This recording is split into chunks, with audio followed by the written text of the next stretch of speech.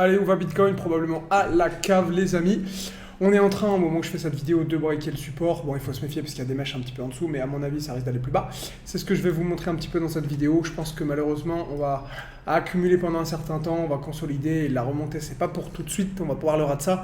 Et on va regarder rapidement au début de cette vidéo le non-événement de Ethereum, qui a fait une belle bougie de baisse pour le The Merge. Et du coup, là, qui chute avec le reste du marché. Mais enfin, en gros, ça n'a pas été très très volatile comme je m'y attendais un petit peu. C'est ce qu'on va voir dans cette vidéo. C'est parti, on envoie l'intro.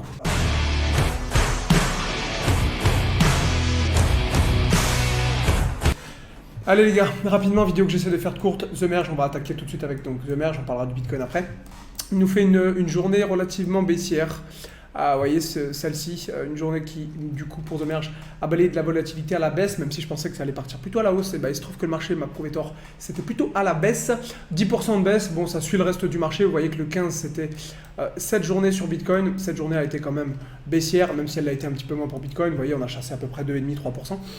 Donc effectivement, pourquoi pas, je vous avais dit de toute façon que si vous vouliez acheter ou vendre l'événement, il fallait mettre des stops respectivement au-dessus du plus haut et sous le plus bas. Bon bah là, si vous aviez tradé ça à la vente, vous êtes probablement en gain. Si vous aviez tradé ça à l'achat, vous êtes fait exécuter sur la bougie d'hier. Pas grave, pas de souci. Mais en tout cas, je suis surpris, je vous avoue, de la direction qu'a pris Ethereum. Bon, honnêtement, ça suit le reste du marché, c'est-à-dire que je vais tout de suite vous mettre un spread chart. Et là, je sais que les mecs vont me dire « Ah non, Ethereum est une classe à part ». Eh ben non, Ethereum, ça suit Bitcoin, que vous le vouliez ou non. Je vais vous montrer ça tout de suite encore une fois. Le spread chart, rappelez-vous, c'est toujours le spread, ça veut dire différence, c'est la différence entre deux graphiques différents. Et donc, ça vous permet de mesurer en fait l'écart. Et donc, dans ce cas-là, on va tout simplement mesurer la différence entre Ethereum et Bitcoin. C'est ce que je vous invite à faire. New Right Scale, on va mettre ça comme ça. OK ? On va tout cacher, je vais tout planquer, parce que sinon on va rien voir, et c'est parti. Ok, donc là, comme vous le voyez, grosso modo, vous voyez donc en, je ne sais plus quelle couleur Bitcoin, il est en quelle couleur Bitcoin?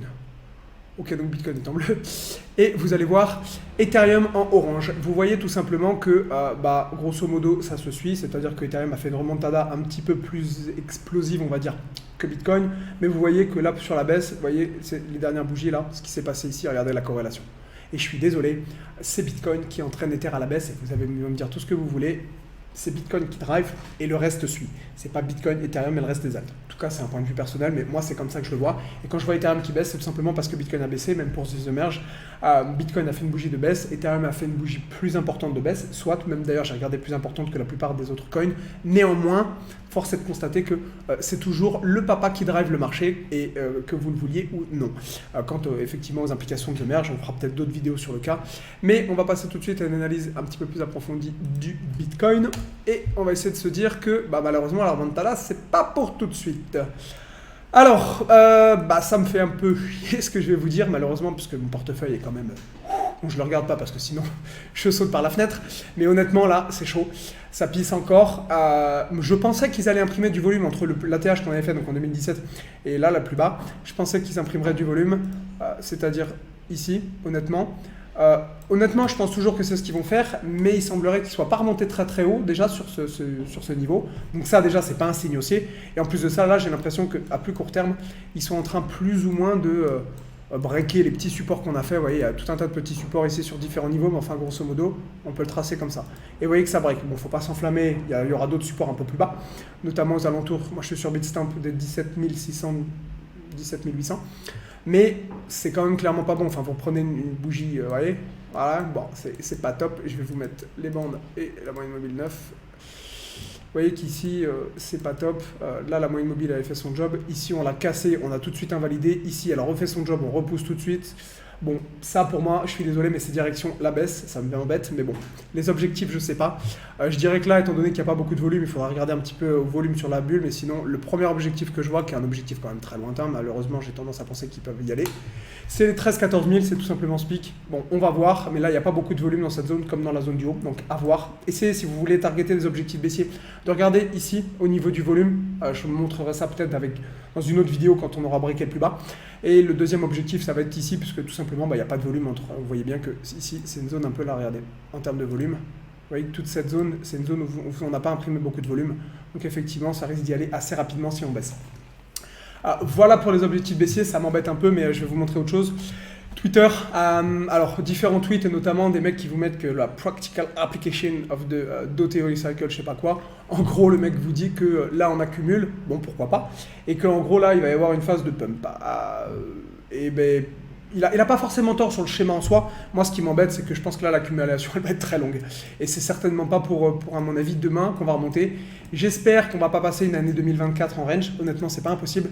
C'est-à-dire qu'en gros, une année 2024 où, pour vous donner un schéma, on baisse jusque grosso modo en 2024. En 2024, enfin en 2023, pardon, on remonte doucement et ce sera qu'à partir de l'année 2024 qu'on va vraiment péter ici, revenir dans le range, voire même pourquoi pas briquer la TH. Bref, j'espère que ça va pas nous faire une année de conso.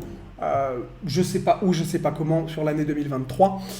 Malheureusement, j'ai tendance à penser que c'est un petit peu le cas. Étant donné la grosse volatilité qu'ils nous ont faite dans ce range, la grosse volatilité qu'ils nous ont faite sur la montée, et ça a quand même été pas mal volatile sur la baisse, voilà, regardez.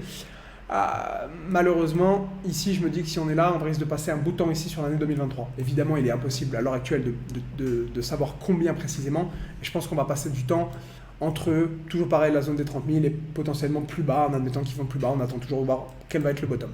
Dernière chose dont je voulais vous parler pour ceux qui font un petit peu d'Elliott, on peut targeter, ça marche assez souvent sur les marchés, ABC pour ceux qui connaissent, je vais aller rapidement ici prendre ma zone A, B, un petit retracement, et théoriquement, ça nous fait si jamais la vague C fait la vague A, donc ça c'est une vague A, et du coup, il faudrait targeter la vague C qui serait là à peu près de la même ampleur, c'est-à-dire vous prenez cette vague et vous la reportez ici au plus haut, d'accord, ici là à peu près au plus haut, ça vous donne des objectifs théoriques à peu près ici au niveau des 100%, entre 100 et 127 généralement la vague C fait 100 à 127, mais vous voyez que le 100% correspond grosso modo au dernier top qu'il nous avait fait ici, qui était en juin, ouais c'est ça, aux alentours des juin, c'était le 24 juin de l'année 2019 ce top, qui du coup sera un objectif théorique. Bon, je vais être franc, j'ai tendance à penser qu'ils vont y aller, malheureusement, pour nos portefeuilles. Bon, c'est pas grave, il y a de la volatilité à exploiter à court terme. Là, moi, je me mets sur des grosses unités de temps. D'ailleurs, je vais bientôt, probablement au mois de septembre-octobre, attaquer des unités de temps un peu plus petites pour ceux qui veulent, scalping, intraday, etc. Mais du coup, là, il y a quand même de la volate à utiliser. C'est-à-dire qu'ici, vous voyez qu'on est quand même assez volatile. Vous pouvez très bien vous mettre sur des graphiques 1 heure, vous mettre sur des graphiques 15 minutes, et vous voyez que ça fait le job. Là, vous voyez, vous pouviez effectivement targeter la baisse, vendre. Ici, il y avait des objectifs sur la moyenne mobile. Après, vous pouvez mettre sur des unités de temps un petit peu plus petites, 2 minutes, 5 minutes, je ne connais pas vos time frames. Et puis, vous essayez de scalper ce genre de choses. Bref, il y a quand même des opportunités à la baisse, c'est pas le problème. C'est juste que dans une optique swing, dans une optique, je dirais, de portefeuille, ça fait un peu chier parce qu'on voit nos portefeuilles qui pissent. Et malheureusement, encore une fois, je pense que la remontada n'est pas pour tout de suite. Donc, il va falloir être patient. J'espère que ça se fera en 2023 et pas en 2024. Maintenant, s'il faut attendre toute une année 2023 à plat ou en conso, bon, ça fera quand même des hauts débats, mais s'il faut être patient, on va dire, en 2023 et qu'on n'a pas le choix, bah écoutez, c'est ce qu'on fera malheureusement. Il n'y a pas le choix, il n'y a pas le choix. Voilà, donc sur ces belles paroles, je vous laisse. N'hésitez pas à me dire ce que vous en pensez dans les commentaires. Si vous voyez des objectifs baissiers là pour la baisse, n'hésitez pas à me les mettre en target dans les commentaires. Ça m'amusera de les lire et de voir si c'est réaliste ou pas ou comment, essayer de me mettre comment vous calculez ça. Peut-être que vous avez trouver le futur bottom. En attendant les amis, je vous retrouve probablement demain. À plus.